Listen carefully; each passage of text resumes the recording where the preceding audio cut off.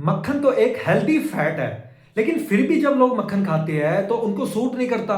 वो बोलते हैं कि हमें मक्खन खाने से पेट में भारीपन होता है, एसिडिटी बढ़ जाती है, पेट में जलन होती है, कब्ज होने लगती है, सुस्ती आती है। तो क्या है इनके पीछे की वजह? इनके पीछे छुपे हैं ये 5 कारण, जिस करके लोगों में मक्खन जो है वो नुकसान पहुंचाता है। एक एक करके हम इन 5 कारणों के बारे में बात करेंगे। तो चलिए दोस्तों, इस वीडियो की शुरुआत करते हैं। सबसे पहला कारण और सबसे बड़ा कारण है वो है आपकी कमजोर पाचन शक्ति। अगर आपका पाचन ही ठीक नहीं काम कर रहा तो आपको जो भी खाना खाएंगे वो आपको नुकसान पहुंचा सकता है। मक्खन जो है वो एक फैट है और ये पचने में भारी होता है, जैसे आयुर्वेद में बता रखा है। और अगर आपका पाचन धीरे काम कर रहा है, मतलब अगर आपको भूख ही नहीं लग रही है, आपके पेट में भारीपन है, मक्खन खाएंगे तो क्या होगा? वही सिम्टम्स बढ़ जाएंगे, आपके पेट में और भारीपन होगा, और आलस आएगा, और भूख कम हो जाएगी।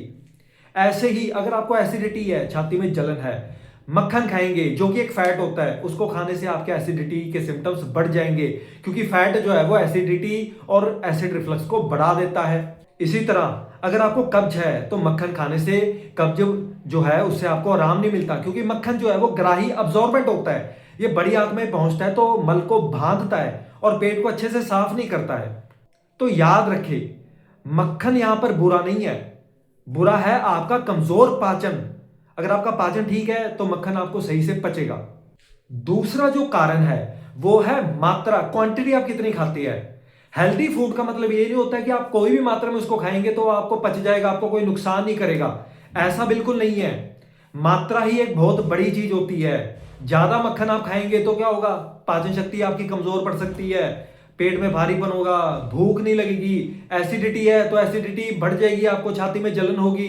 कब्ज है तो आपको कब्ज भी ज्यादा हो सकती है, क्योंकि मक्खन जो है वो कब्ज से आराम नहीं दिलाता है। तीसरा जो कारण है वो है मौसम।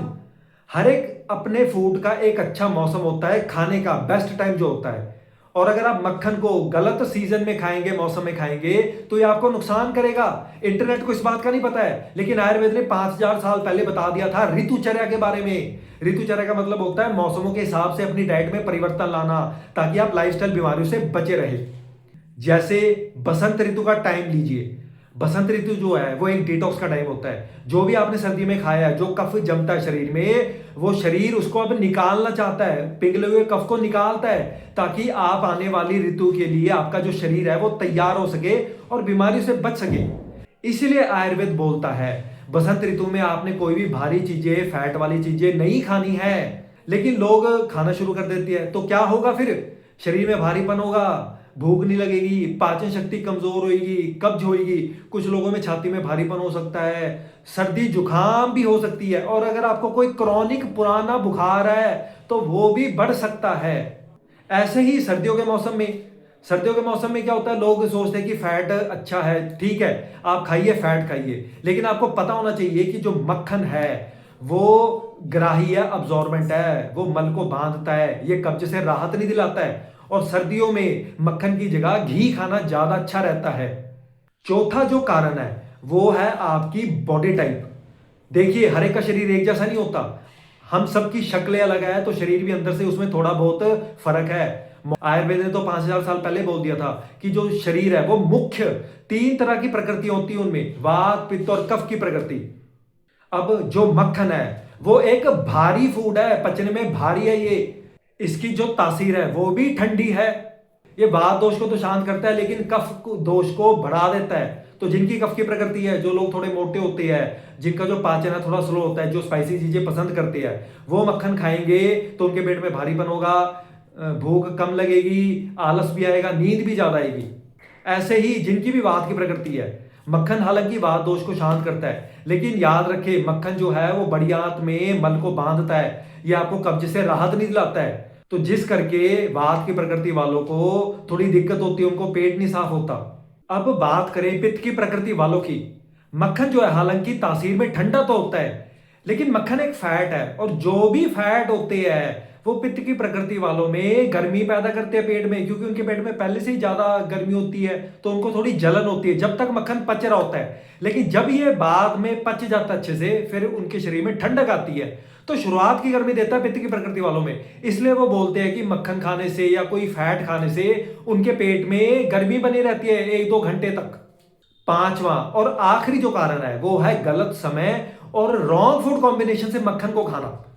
अगर आप मक्खन को रात को ज्यादा खा रहे हैं तो क्या होगा, आपके जो पाचन है वो ठीक से काम नहीं करेगा, क्योंकि मक्खन एक हैवी फूड होता है और रात के समय जो पाचन शक्ति है वो थोड़ी कमजोर हो जाती है दिन के मुकाबले।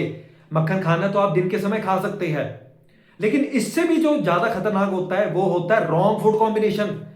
ठंडे मक्खन को ही गर्म दूध में मिला देना, ज्यादा मक्खन गेरना रोटियों के ऊपर, राजमाओं के ऊपर, मीट के ऊपर, आमलेट के ऊपर, चिकन के ऊपर, ये चीजें पहले ही पचने में भारी होती है, और जब आप मक्खन ज्यादा मिला देते हैं तो और भी पचने में भारी होता है। और रात को अगर आप हैवी डिनर करेंगे तो आपको नुकसान होगा ही होगा, ठीक से पाचन नहीं होगा और सुबह आपको कब्ज होगी और फिर आपको सुस्ती आएगी, आलस आएगा और आपका जो मन है वो भी ठीक से काम नहीं करेगा।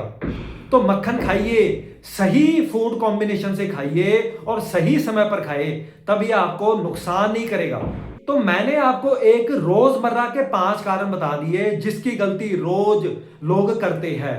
लेकिन सवाल यह नहीं है कि मक्खन सही है या गलत है, सवाल यह है कि क्या आप मक्खन को सही समय, सही फूड कॉम्बिनेशन, अपनी प्रकृति के हिसाब से, मौसम का ध्यान रखे और मात्रा के हिसाब से खा रहे हैं या नहीं खा रहे हैं। अगर आप सही तरीके से खा रहे हैं तो मक्खन आपको फायदा करेगा, नहीं तो यह आपको नुकसान करेगा, बेशक ये हेल्दी फूड क्यों ना हो।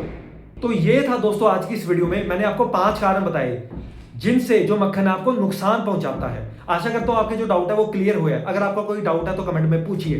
तब तक के लिए दोस्तों इस वीडियो को ज्यादा से ज्यादा शेयर करें, वीडियो को लाइक करें और मेरे चैनल को सब्सक्राइब करें।